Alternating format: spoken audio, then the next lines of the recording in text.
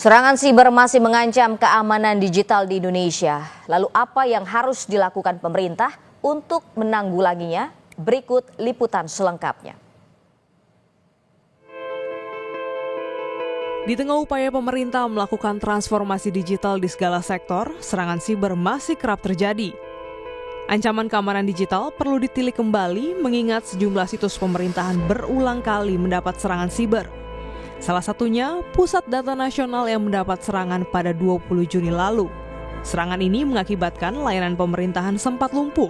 Badan Siber dan Sandi Negara mencatat sebanyak 403 juta serangan siber di Indonesia sepanjang tahun 2023. Dari hasil pemantauan, Cyber Threat Intelligence ditemukan 347 dugaan insiden siber, diantaranya kebocoran data, ransomware, web defacement, dan indikasi potensi serangan DDoS.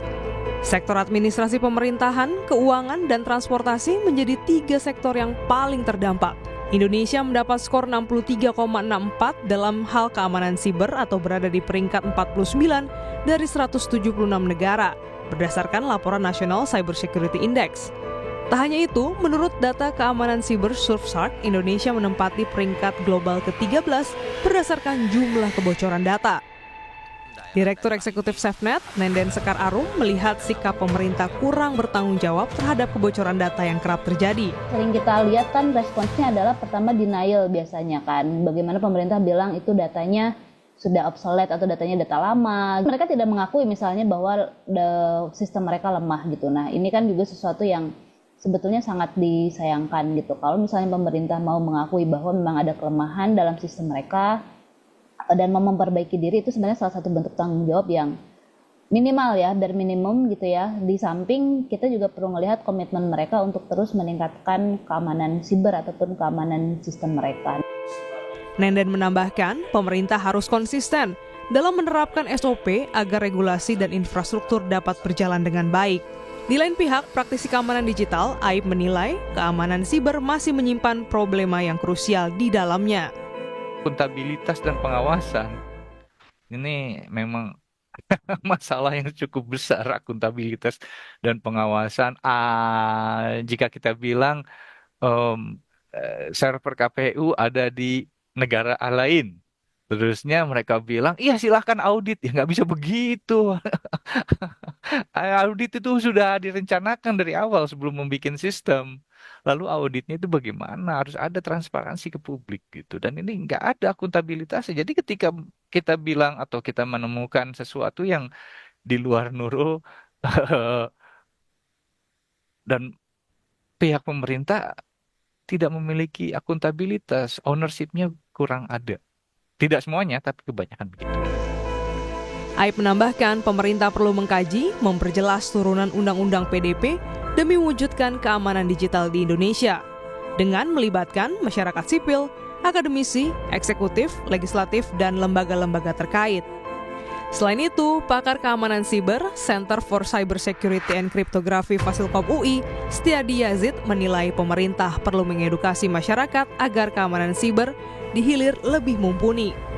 Kita harus bisa memberikan solusi atau pendidikan kepada masyarakat apa yang dilakukan kalau data mereka jatuh ke orang yang nggak berhak gitu ya. Itu yang pertama.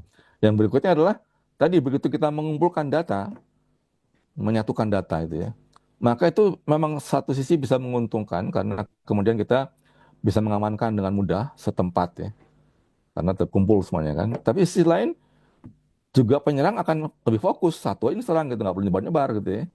Jadi itu ada plus minusnya. Jadi kita perlu siapkan betul tamengnya yang kuat, baru kita kumpulkan data itu. Setiadi menambahkan, kesiapan pemerintah dalam meningkatkan keamanan siber memerlukan penanganan ekstra. Dari SOP kebijakan risiko, mitigasi, dan menetapkan lembaga yang mampu mengaudit sistem. Kami berupaya mengonfirmasi pada Kementerian Komunikasi dan Digital terkait penanganan keamanan digital yang terjadi. Namun, hingga berita ini ditayangkan, dari kementerian terkait enggan memberikan tanggapan. Tak berhenti di situ, kami berupaya menghubungi Komisi 1 untuk mengonfirmasi bagaimana tantangan dan solusi apa yang akan diambil pemerintah ke depannya terkait keamanan siber. Anggota Komisi 1 fraksi PKS Sukamta menilai dalam membangun keamanan digital di Indonesia masih ada beberapa faktor yang diabaikan dan tidak ada kejelasan regulasi. Soal keamanan digital ini memang krusial.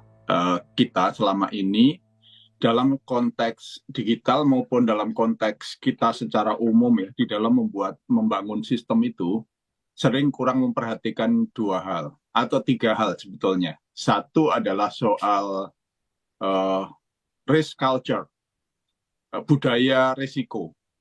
Yang kedua soal leadership, kepemimpinan. Yang ketiga ini soal prosedur-prosedur, SOP dan pengaturan-pengaturan. Upaya membuat undang-undang ketahanan cyber.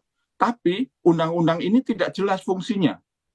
Seolah-olah ingin menguatkan satu lembaga namanya BSSN menjadi superpower di antara seluruh lembaga cyber yang ada gitu.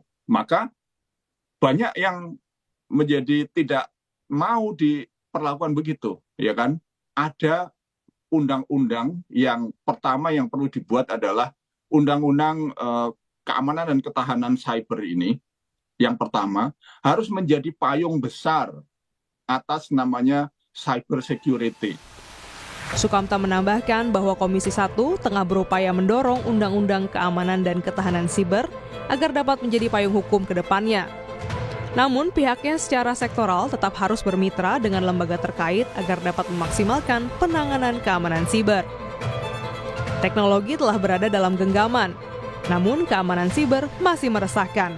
Aturan turunan masih jadi tantangan, jangan sampai cuma lempar tanggung jawab ke depan. Klinis Oktania, Kompas TV, Jakarta.